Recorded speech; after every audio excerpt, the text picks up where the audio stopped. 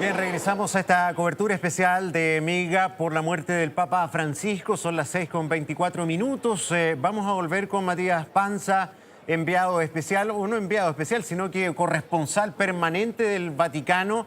Matías, un ambiente que comienza a configurarse como corresponde, ¿no?, a la despedida de un Papa en las afueras de la Basílica de San Pedro. Cuéntanos un poquito lo que se está viviendo en ese lugar. Bueno, compañeros, nosotros ahora estamos en una especie de corralito que ha armado aquí por disposición de la policía de la ciudad de Roma. Lógicamente empieza a haber mucha... Sí, corregimos la comunicación con El Matías. Papa Estábamos... empiezan a llegar aquí y lógicamente empiezan a agruparse, a tratar de ingresar a la Basílica de San Pedro.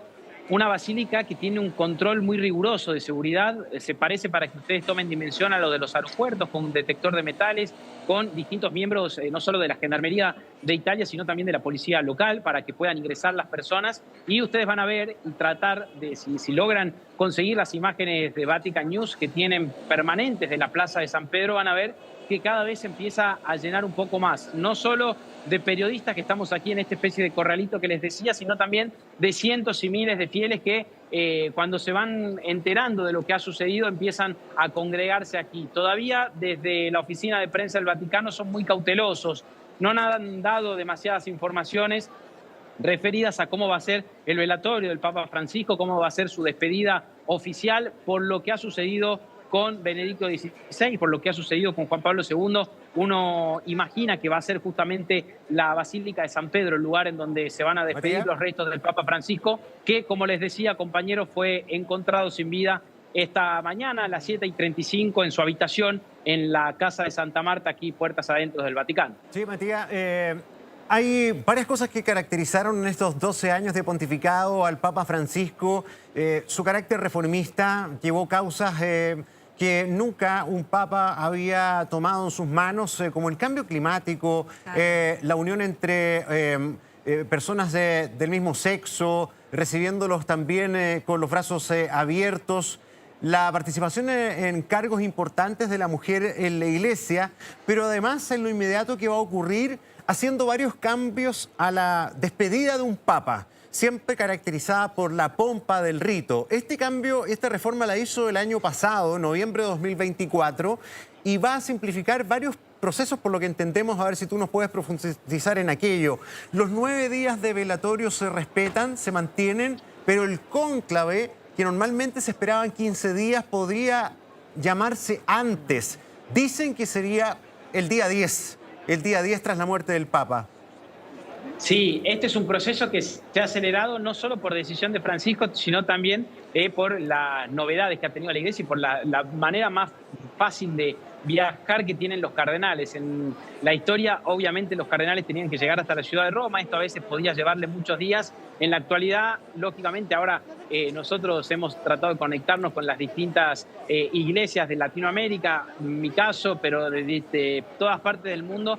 Muchos cardenales que ya están viajando hacia la ciudad de Roma para también ser parte de esta despedida al Papa Francisco. Esta es una de las cosas. Y otra que ha sido un cambio significativo es la manera en la que va a ser enterrado el Papa Francisco, porque la historia dice, y permítanme equivocarme porque hay algunos datos que ahí pueden escaparme, tiene que ver con los cajones.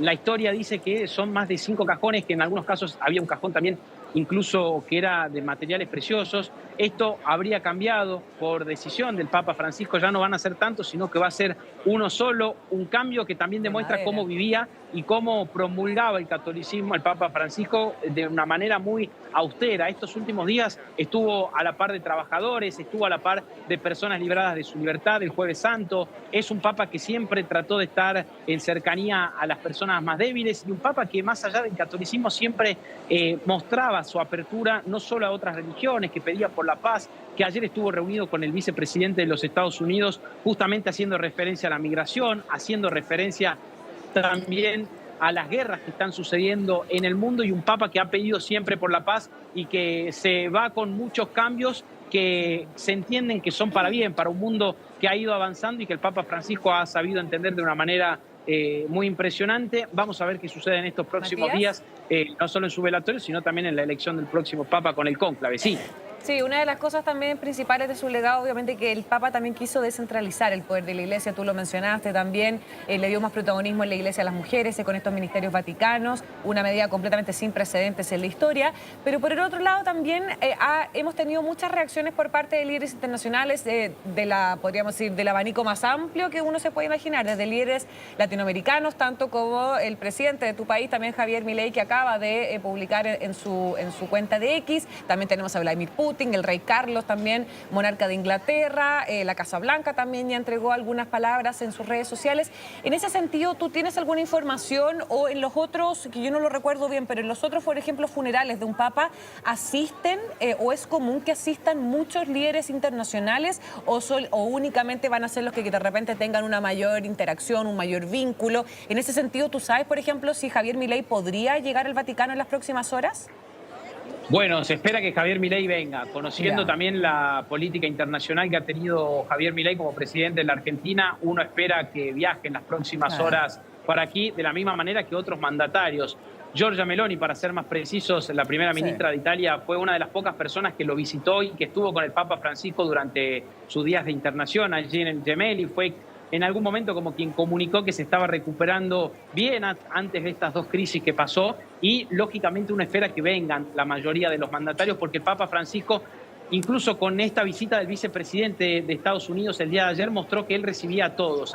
Tenía algunas, lógicamente, posturas que marcaba muy bien. Lo ha hecho ayer. Ayer desde el Vaticano nos decían a nosotros cuando ayer informábamos sobre este encuentro que había sido más que nada un saludo, que no había sido una apuesta, una reunión, que no tenía mucho que ver con un vicepresidente de los Estados Unidos, claro, que se había convertido al catolicismo hace muy poco y con un mensaje del Papa Francisco el día de ayer que iba directamente en contra de las justamente medidas que está tomando Donald Trump en los Estados Unidos. Exacto, es un Papa Francisco que por más que recibió al vicepresidente de un país tan poderoso como es los Estados Unidos de América, mandaba un mensaje muy claro y lo hacía en la homilía del día del domingo de Pascua. Entonces era un papa que hacía mucho esto, que ha designado a muchos cardenales en países que quizás no tenían una tradición del catolicismo tan grande y que también, por ejemplo, y ustedes lo saben muy bien, en Chile son muy devotos de Carlo Acutis. Este domingo iba justamente a proclamarse la canonización de Carlo Acutis, del joven influencer, un papa que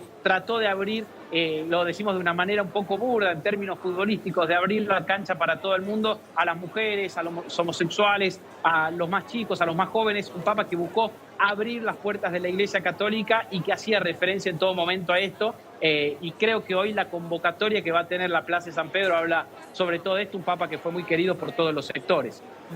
Sí. Sí, no, sin duda marca un precedente, porque también hay que recordar que él asume también un escenario muy complejo, ¿no? Cuando dimitió de manera sumamente sorpresiva Benedicto XVI, todo esto en uno de los escándalos más grandes que ha vivido la Iglesia, por ejemplo, los escándalos de abuso sexual, ¿no? Y ahí, bueno, el Papa Francisco tuvo que, el Vatican Gates también, y ahí él tuvo que asumir en un escenario sumamente complejo. También por eso los desafíos que tuvo fueron mayores y yo creo que un desafío que no se había visto eventualmente desde que había asumido otro papa, ¿no? Y él ahí tuvo que hacer un manejo sumamente distinto a lo que había tenido que hacer otros papas, ¿no? Sí, lógicamente. Esto fue algo que también el Papa Francisco cuando estuvo internado lo dijo, no solo él en primera instancia, sino que lo había dicho en distintas entrevistas.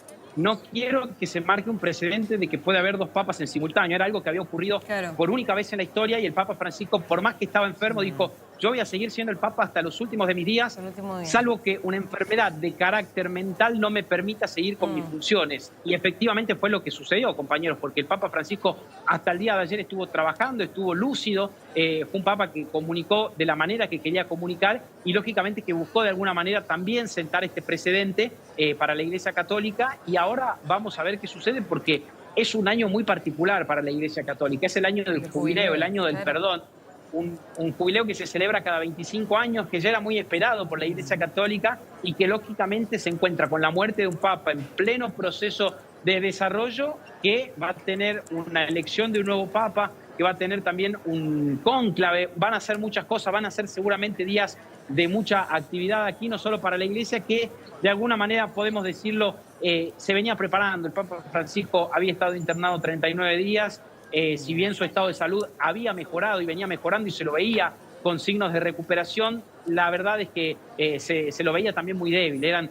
Uno entendía que estaba dando su último esfuerzo y efectivamente fue así. Y también por eso conmueve, ¿no? Porque ayer saludando a sus fieles con esta voz casi imperceptible, con esta voz que casi no le salía, saludando a los fieles que se habían acercado aquí a la Plaza de San Pedro y a los fieles de todo el mundo, creo que marcó también una buena despedida en cuanto, lógicamente, más allá de la tristeza que tienen hoy los fieles y que tenemos todo, porque el Papa Francisco creo que nos llegaba a todos un poquito.